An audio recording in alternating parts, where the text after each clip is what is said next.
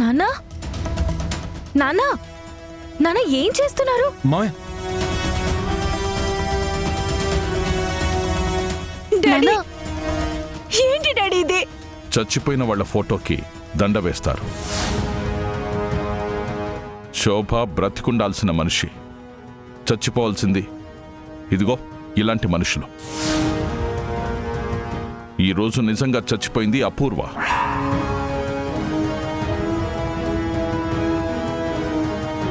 Daddy, mummy చేసింది తప్పే. ఆ విషయం నాకు కూడా తెలుసు. కానీ ఇలా చేయడం ఎంతవరకు కరెక్ట్ డాడీ? అదేనమ్మా, తన మీద ఒక కూతురుగా నీకున్న ప్రేమ. మనిషి ఎంత చెడ్డవాడైనా మనవాళ్లైతే ఆ మనిషి మీద ద్వేషం రాదు. నేను చాలా సంవత్సరాలు అదే చేశాను. అప్పుడప్పుడు తన తప్పులు కనిపించినా మారిపోతుందిలే అనుకున్నాను. కాని ఇన్నేళ్లు నా మీద చూపించింది ప్రేమ అనుకున్నది నటన.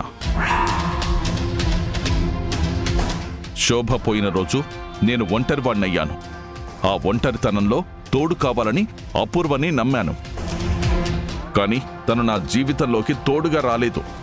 శోభ జ్ఞాపకాన్ని కూడా చంపేయడానికొచ్చింది.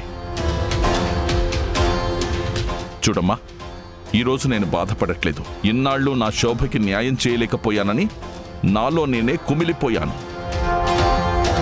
కానీ ఈరోజు నా శోభ ఆత్మ ముందు తలెత్తుకొని నిలబడగలననిపిస్తోంది. శోభ చనిపోలేదు. నీ రూపంలో బతికే ఉందమ్మా.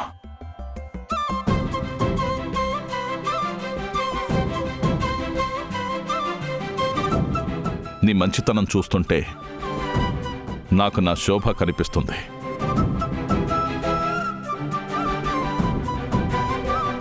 నీ డాన్స్లో తన కళ కనిపిస్తోంది. నీ పట్టుదలలో తన ఆత్మ కనిపిస్తుంది. నాన్న,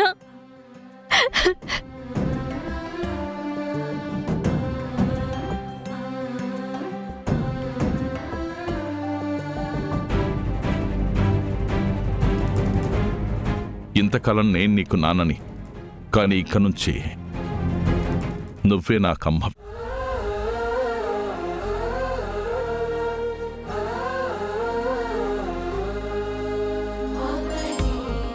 అపూర్వ జైలుకు వెళ్ళిందని మనం ఏడవలసిన అవసరం లేదు. ఇది బాధపడాల్సిన రోజు కాదు, సంతోషించాల్సిన రోజు.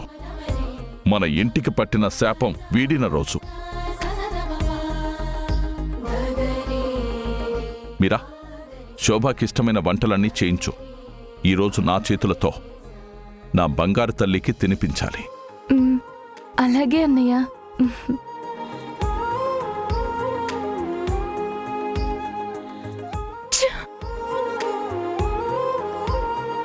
ఈరోజు నేను చాలా సంతోషంగా ఉన్నానమ్మా. నీకేం కావాలో అడుగు. ఈ నాన్న లేదు కాదు అనడు.